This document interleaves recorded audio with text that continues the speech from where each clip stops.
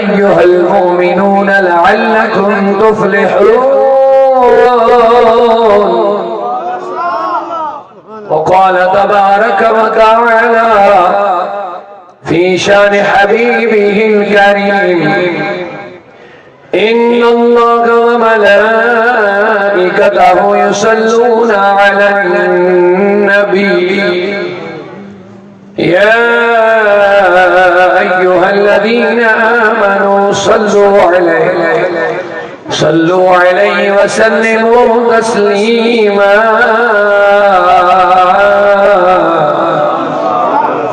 عقیدت احترام کے ساتھ درود شریف کا نذرانہ پیش فرمائیں بلند آواز سے اللہم صلی علی سیدنا محمد وعلی آلہ صلاۃ و سلام علیک یا رسول اللہ صلاۃ وعلى آلك وأصحابك يا شفيعنا يوم الجزاء مولاي صل وسلم دائما أبدا على حبيبك خير الخلق كلهم محمد سيد الكونين والثقلين والفريقين من عرب ومن عجم هو الحبيب الذي ترجى هو الحبيب الذي ترجى شفاعته لكل حول من الأحوال مقتحم يا كرم الخلق ما لي ما نالوذ به سواك عند حلول الحادث الأمم يا ربي بالمصطفى بلغ مقاصدنا واغفر لنا ما مضى يا واسع الكرم ثم الرضا عن أبي بكر وعن عمر وعن علي وعن عثمان ذي الكرم مولاي صل وسلم مولاي صل دائما أبدا على حبيبك خير الخلق كلهم. یہاں سے اپنی چند احباب نے ہاتھ میں تھمایا کہ مولانا جامی کا کلام سے رحمت کن نظر برحال اظہارم یا رسول اللہ. تو میری کوشش رہے گی ان کے چند اشعار آپ کی خدمت میں عرض کروں. جامی کا کلام ہے، مقبول کلام ہے. ہم نعت پڑھے تو پھر کہتے آقا قبول فرمائے، لیکن جامی خود بھی قبول ہے، ان کا کلام بھی قبول ہے. اور ہم اس لیے کر پڑھتے ہیں تاکہ ان کے صدقے سے ہم بھی قبول ہو جائیں. اور چونکہ ہمیں اللہ تبارک و تعالیٰ نے توبے کا طریقہ بھی دیا وَلَوْ أَنَّهُمْ إِذْ ظَلَمُوا أَنفُسَهُمْ. اے نبی جب بھی یہ لوگ اپنے آپ پر ظلم کریں، جب بھی یہ لوگ اپنے آپ پر ظلم کریں. اب اس آیت پہ غور کریں، علماء بیٹھے ہیں. اللہ نے یہ نہیں کہا جب انہوں نے ظلم کیا تو تیرے پاس آئے. اللہ کہتا اور اگر جب بھی. ایسا نہیں کہ صرف یہ حضور کے زمانے تک محدود ہے، بلکہ اللہ فرماتا اور اگر جب بھی یہ اپنے آپ پر ظلم کریں جاؤکا نبی یہ تیرے پاس آئے. پورا مجمع ادھر والے ابھی خاموش ہے، ابھی آدھی رات ہی گزری ہیں، مجھے نہیں لگ رہا ابھی تھکے ہوں گے. اگر آپ بیدار ہیں پورا مجمع ثواب کی نیت سے ایک مرتبہ استغفر اللہ کہو. ہم سبحان اللہ کہلواتے ہیں لیکن آج استغفار کی رات ہے، لہذا استغفر اللہ کہہ لو پہلے. اللہ قبول فرما، یا اللہ قبول فرما. تو اللہ فرماتا ہے جاؤک اے نبی تیرے پاس آئے. پھر کیا کریں؟ فاستغفر اللہ، اللہ سے معافی مانگیں. لیکن واستغفر لهم الرسول، اللہ فرماتا اور اللہ کے رسول بھی ان کے لیے معافی مانگے. تین چیزیں، پہلے حضور کی طرف آنا، پھر معافی مانگنا. ابھی معافی نہیں ملے گی. اللہ فرماتا پھر یہ رسول بھی معافی آپ تمہارے لیے مانگے.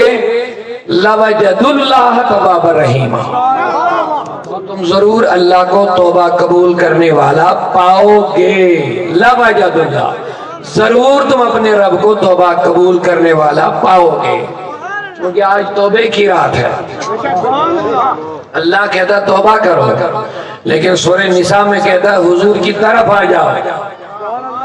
اب ایسا نہیں کہ رب کہتا فی المدینہ، مدینہ میں آ کے توبہ کرو، ایسا نہیں کہا جاؤ کا نبی تیری پاس آئے، لیکن مدینہ سب جا نہیں پائیں گے۔ اللہ کہتا لوگوں مدینہ نہیں، میں رب العالمین ہوں، میرا نبی رحمت للعالمین ہے، جہاں جہاں میری ربوبیت ہے وہاں میرے حبیب کی رحمت ہے، اور ہمارے حبیب زندہ ہے۔ جہاں بھی تم حضور کی طرف متوجہ ہو جاؤ گے تو تمہاری رسول اللہ سن رہے ہیں، تمہیں دیکھ بھی رہے ہیں۔ اللہ کہتا واللہ ورسول حق ان یرضوہ، اللہ اور اس کا رسول حقدار ہے کہ ان کو راضی کرو، اس رسول کو راضی کرو۔ اب اللہ نے کہہ دیا راضی کرو، تو راضی کرنے کے لیے ضروری ہے جس کو راضی کرے، جو راضی ہو رہا ہے اس کو یہ پتا ہو کہ میں کس سے راضی ہو رہا ہوں اور کس پر میں راضی ہو رہا ہوں، یہ بات ضروری ہے۔ اللہ کہتا سورہ توبہ میں اللہ اور اس کا رسول حقدار ہے کہ اس رسول کو راضی کرو۔ اب راضی صرف صحابہ کو نہیں کرنا ہے، صبح قیامت تک مومنین پر لازم ہے کہ رسول کو راضی کرو۔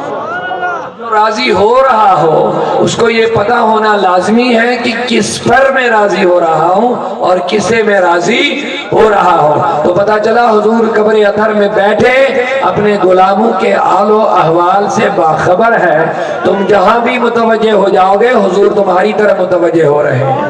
اسی لیے شاعر نے کہہ دیا سنا ہے سرکار رہتے ہیں مدینے میں، آقا سنا ہے سرکار رہتے ہیں مدینے میں، نہیں لوگوں غلط ہے وہ رہتے ہیں عاشقوں کے سینے میں۔ بات میں آگے بڑھاؤں، مختصر یہ تمہیداً عرض کر کے دو چار اشعار پڑھ کے آیت کی طرف آنا چاہوں گا، لیکن یہاں ایک بات آپ ضرور یاد رکھ لیں، چونکہ نعت شریف کی فرمائش آئی اور ہمیں بھی چاہیے ہم جب توبہ کریں تو حضور کا وسیلہ بنائے، حضور کا وسیلہ بنائے۔ جب حضرت امام مالک رحمت اللہ علیہ مسجد نبوی میں بیٹھے تھے تو منصور حجاج جو بادشاہ تھے اس زمانے کے، بہت بڑے متکبر مسلمان تھے لیکن بہت بڑے متکبر، انہوں نے مسجد نبوی میں آ کے زور زور سے گفتگو کرنا شروع کر دیا۔ امام مالک نے ڈانٹا، کہا بادشاہ یہ بادشاہی دربار نہیں، یہ دربار مصطفیٰ ہے، ادب کر آواز مت بڑھا۔ انہوں نے خاموشی اختیار کی، نماز ختم کر لی۔ اب امام مالک کے پاس آئے، امام مالک مسجد نبوی میں ہمیشہ رہتے تھے، انہوں نے ساری زندگی میں صرف ایک حج کیا ہے، حالانکہ رہتے تھے مدینے میں۔ لوگوں نے کہا یہاں سے کیوں نہیں نکلتا؟ کہاں ڈرتا ہوں کہ کہیں مدینے سے باہر موت نہ آئے، مرنا مدینے میں چاہتا ہوں۔ بولیے محبت سے ایک مرتبہ سبحان اللہ۔ اگر آپ بھی مدینہ میں جانا چاہتے ہیں دل سے کہہ دیجئے یا رسول اللہ، ایک مرتبہ پورا مجمع، آج شب برات کی رات ہے، اس سے بڑھ کر کیا تحفہ ہے؟ بولیے مولا ہمیں مکہ مدینہ کی زیارت کرا دے۔ فرماتے امام مالک رحمت اللہ علیہ جب بادشاہ نے نماز ختم کر لی، اس کے بعد ان کے پاس آیا، کہنے لگے جناب میں نے نماز تو قبلے کی طرف پڑھ لی لیکن ہمیں دعا کرنا چاہتا ہوں۔ اب یہ جو دعا آ رہا ہے نا، یہ جلا رہے ہیں جہاں بھی ہے، یہ بجھا دیجئے، گلا بیٹھ جائے گا اس سے، یہ بجھا دو پلیز۔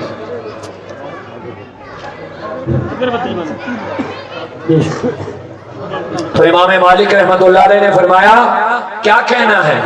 کہا میں نے تو نماز قبلے کی طرف ادا کر لی، اب میں دعا مانگنا چاہتا ہوں، دعا قبلے کی طرف چہرہ کر کے مانگوں یا حضور کی طرف؟ یہ آج کی بات نہیں، 1000 سال پہلے کی بات۔ آج کچھ حاجی لوگ جاتے کہتے وہاں ہاتھ اٹھانے نہیں دیتے۔ میں نے کہا ہم آج کے دین کی بات نہیں کرتے ہیں، ہم امام مالک کے زمانے کے دین اور اسلام کی بات کر رہے ہیں۔ ہمیں آج کیا ہے وہاں اس سے لینا دینا نہیں ہے، صحابہ کے زمانے میں جو تھا، تابعین کے زمانے میں تھا، ہم وہ سنا رہے ہیں۔ تو امام مالک نے کیا کہا؟ جواب سنو۔ کہا ارے بادشاہ تو اس شخص سے کیسے چہرہ موڑ دے گا جو تیرے بابا اب حضرت آدم کے لیے بھی وسیلہ بنا ہے؟ یہ امام مالک نے مسجد نبی میں کہا تو اس شخص سے، اس ہستی سے کیسے چہرہ موڑ کر کے دعا مانگے گا جو حضرت آدم کے لیے بھی وسیلہ بنے ہیں، تو ہماری تو بات ہی نہیں ہے۔ یعنی کہنے کا مطلب یہ ہے نمازوں کا قبلہ اگر کعبہ ہے، لیکن اگر دعاؤں کا قبلہ بنانا ہے تو مصطفیٰ کی طرف چہرہ کر کے بڑا وسیلہ بنا لو، دعا قبول ہو۔ ہم جان لٹاتے عظمت میں تیری، ہم جان لٹاتے۔ تو اب چونکہ مجمع بہت ماشاءاللہ ہوشیار ہے، بیدار ہے، نوجوانوں کی کثرت ہے، مجھے خوشی ہے۔ ابھی ہمارے آصف بھائی کہہ رہے تھے جوانوں، تو یہ بڑی خوش قسمتی کی بات ہے۔ آپ اگر دیکھیں مجھے لگ رہا ہے 90% لوگ یہاں نوجوان بیٹھے ہیں، ماشاءاللہ مبارک ہو آپ کو۔ میری دعا ہے کہ آج اس مجلس سے کوئی خالی نہ جائے، کوئی خالی نہ جائے۔ مولا ہم بد ہیں، ہم رد ہیں، ہم گنہگار صحیح ہیں۔ یہ نوجوان آج جھکے ہوئے آئے ہیں، عاجزی کے تواضع کے طور پر حاضر ہو گئے ہیں۔ چاہے کوئی اس مجلس سے باہر کیا تھا، لیکن آج یہی سوچ کر کے آیا کہ آج سٹیج پر بزرگ لوگ ہوں گے، سادات ہوں گے، مفتیان کرام ہوں گے، مجلس بڑی ہوگی، داڑھی سفید والے ہوں گے، شاید ہاتھ اٹھائیں گے، ہماری تقدیر بدل جائے گی۔ ہم بد ہیں، ہم نیک بن کے نکل جائیں گے انشاءاللہ۔ یا اللہ ساری مجلس کے توبے قبول فرما۔ تو ہمارے لیے بڑا وسیلہ رسول کریم ہے، تو میں چاہوں گا آپ بھی حضور کی طرف متوجہ ہو کر کے کہہ دیجئے یا رسول اللہ۔ رحمت کو نظر بر حالی زارم یا رسول اللہ، رحمت کو نظر بر حالی زارم یا رسول اللہ، غریبم بے سارم یا رسول اللہ، غریب بے نوایم خاک سارم۔ اگر آپ کا یقین واقعی حضور قبر اطہر میں ہمیں دیکھ رہے ہیں تو اسی انداز سے اپنے نبی کی طرف متوجہ ہو جائیے۔ رحمت کو نظر بر حالی زارم یا رسول اللہ، غریبم بے نوایم خاک سارم یا رسول اللہ، بہار سج چمن کردن نظارم یا رسول اللہ، زیداگ ہجیری تو دل داغ دارم یا رسول اللہ، زیداگ ہجیری تو دل داغ دارم یا رسول اللہ، زیر رحمت کو نظر بر حالی زارم۔ کسی کی جے وجے ہم کیوں منائیں، کیا غرض ہم کو، ہمیں کافی ہے سید اپنا نعرہ، یا رسول اللہ کے نعرے سے ہم کو، کس کو پیارا دل سے کہہ دو، یا رسول اللہ کے نعرے سے ہم کو پیار ہے۔ ہم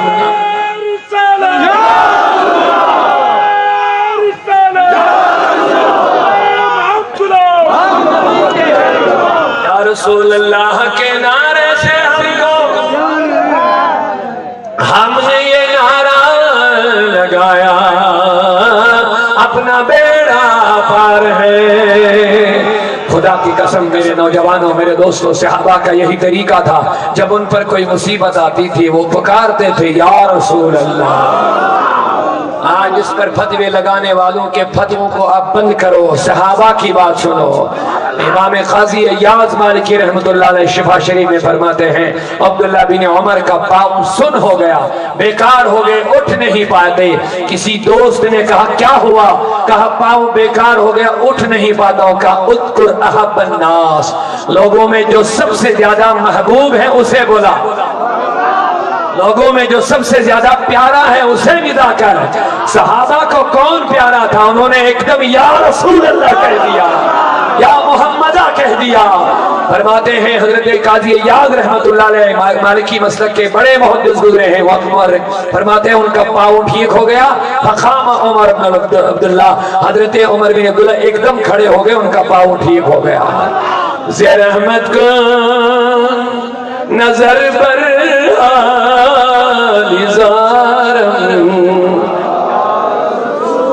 للہ مریضم دے نوایم خاک سارم یا رسول اللہ، توئی تسکین دل آرام جان صبر و قرار من۔ اے دکھی لوگوں جن پر دکھ ہے، پریشانیوں نے آگیرا ہے، جن کو مصیبتوں نے آگیرا ہے، جن کو لوگ زمانوں نے ٹھکرا دیا ہے، جن کو مصیبتوں نے جن کی کمر توڑی ہے، آؤ میرے رسول اللہ کی بارگاہ میں، توئی تسکین دل، اے میرے نبی میرے بے چین دل کا چین تو ہے، بے تسکین دل کی تسکین تو ہے یا رسول اللہ، توئی تسکین دل آرام جان صبر و قرار من، توئی تسکین دل آرام جان صبر و قرار من، رخ پرنور بنما بے قرار، رخ پرنور بنما بے قرار، زیر احمد کو نظر پر حالی زار، یا رسول توئی مولائی من، آقائی من، والی جانی من۔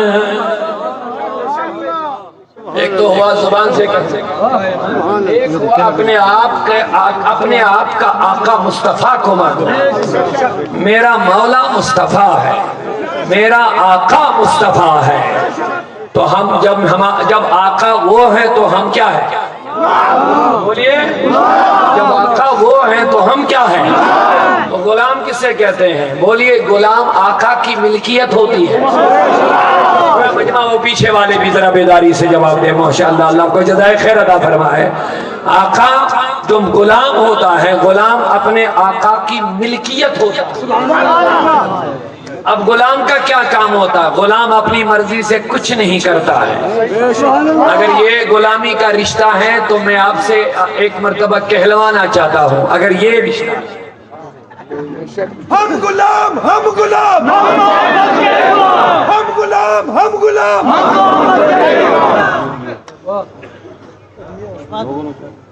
یہ جملہ آپ سن لیں، میں آگے تھوڑا بڑھ رہا ہوں۔ اگر واقعی ہم نے اپنے نبی کو آقا مانا، جب وہ آقا ہے تو ہم کیا ہے؟ بس مجھے بتا دیجئے، آقا اور غلام کا جو رشتہ ہوتا ہے، کیا واقعی ہم اس میں ہے یا نہیں ہے؟ اس کو آپ کو بتانا پڑے گا۔ توجہ سنیے، بڑا پیارا نقطہ لے لو آپ۔ نعت تو بہت پڑھتے رہتے ہیں، ہم جھومتے رہتے ہیں، لیکن ذرا غور بھی کر لو۔ اگر ہم نے یہ کہہ دیا آقا من،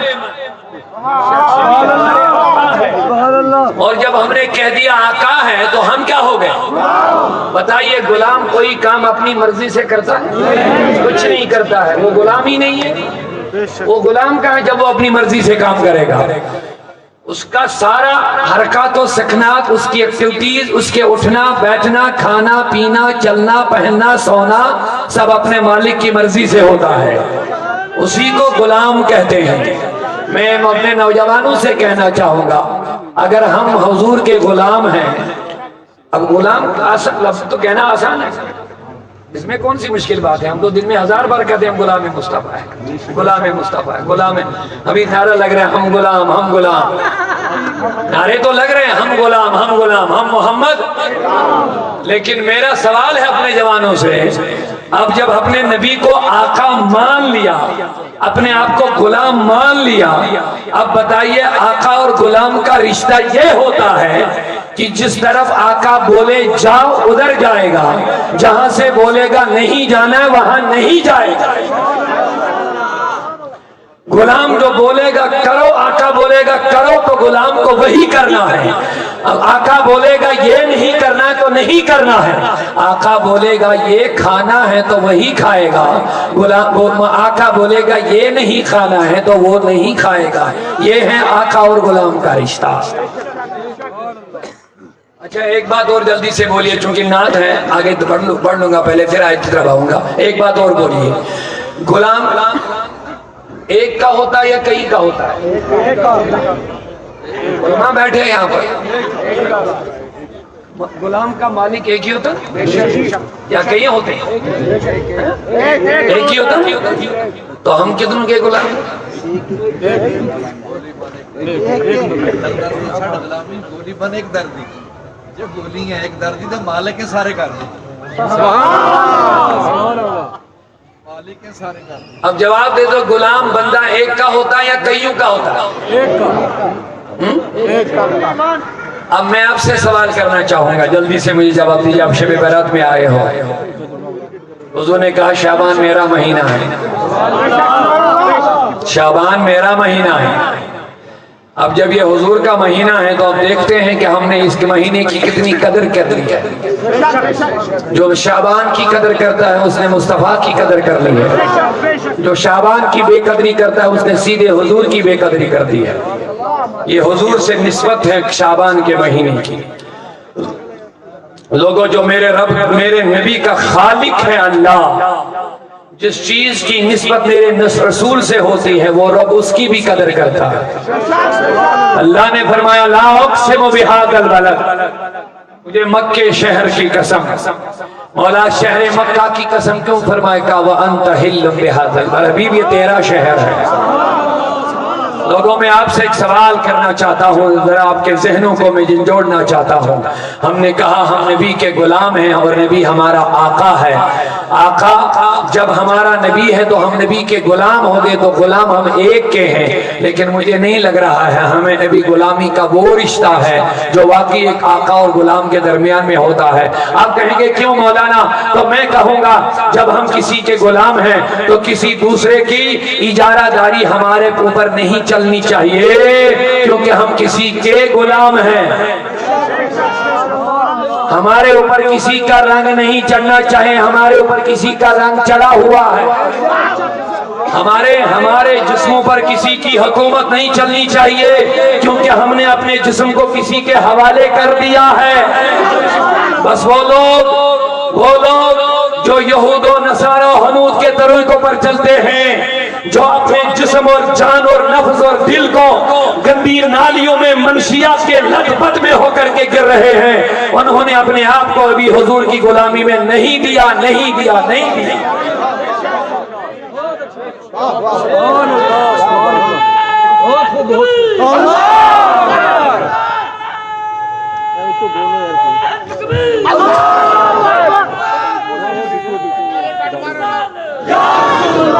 سنو،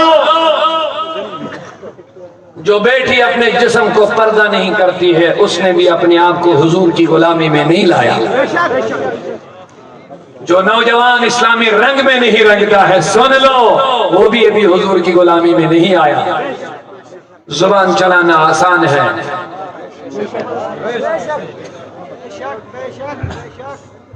حضرت نظام الدین دہلوی رحمۃ اللہ علیہ کا ایک مرید بھیجا، مالک اپنے پیر نے بھیجا ہے پانی لانے کے لیے۔ لگنے تھے 10-15 منٹ، لگ گئے 2-3 گھنٹے۔ پیر نے کہا اتنی دیر کیوں لگائے؟ کہا جناب عجیب معاملہ آج میرے ساتھ ہوا۔ کہا کیا ہوا؟ کہا میں سڑک پار گیا، پانی لا رہا تھا، اب سڑک پار کرنی تھی، ادھر سے اتنا لمبا جنازہ نکل رہا تھا، مجھے 2-3 گھنٹے لگے ادھر انتظار کرنے میں، راستہ کراس کرنے کے لیے۔ نام دل پر میں کیا بات، اتنا لمبا جنازہ کیا، اتنا بڑا؟ کہا دراصل یہ اللہ کا نیک بندہ، جب کل شام اس کی روح نکل رہی تھی تو مرتے مرتے انہوں نے اعلان کیا جو میرے جنازے میں شامل ہوگا میں اپنے ساتھ جنت میں لے جاؤں گا۔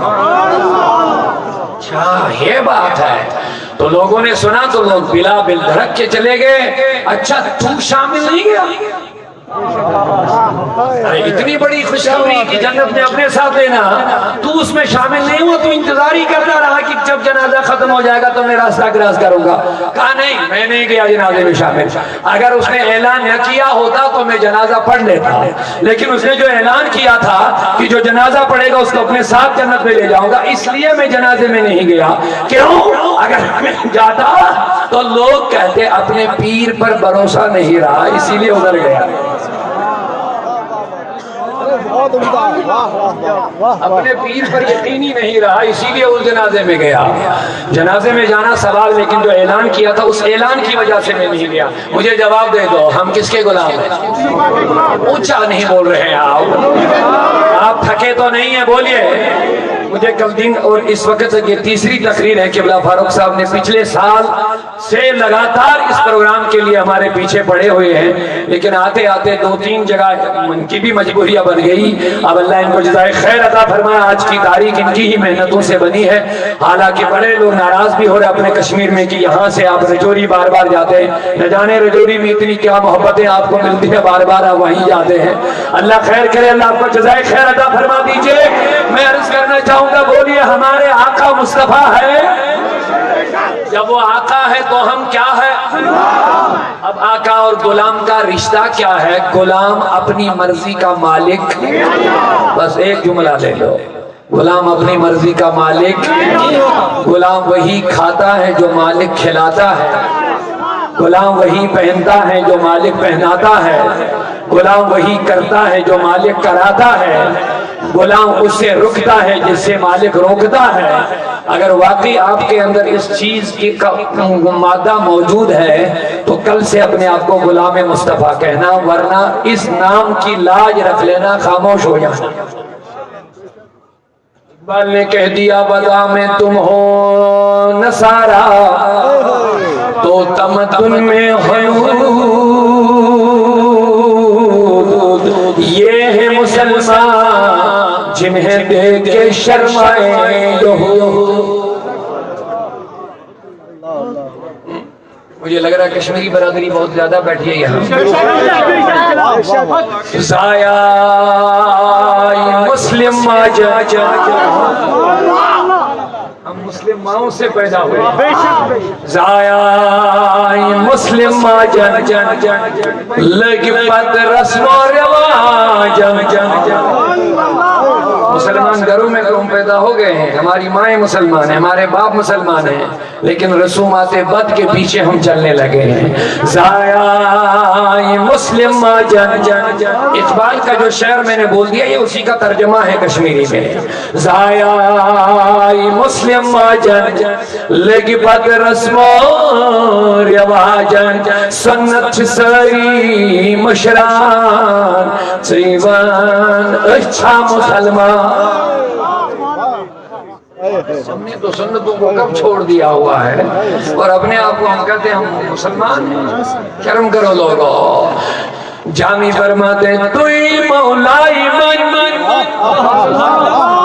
آقائی من والی جانی من، توئی مولائی من آقائی من والی جانی من، توئی دانی کی جز تو کس ندارم، توئی دانی کی جز تو کس ندارم یا رسول اللہ۔ زیا رحمت کن، ہاتھ پھیلاؤ، زیا رحمت کن، نظر بر حالی زارم میرے آقا ہم بد ہیں گنہگار ہیں، لیکن اگر تیرا نظر کرم ہو جائے شاید ہم برائیوں سے باز آ کر تیرے سچے وفا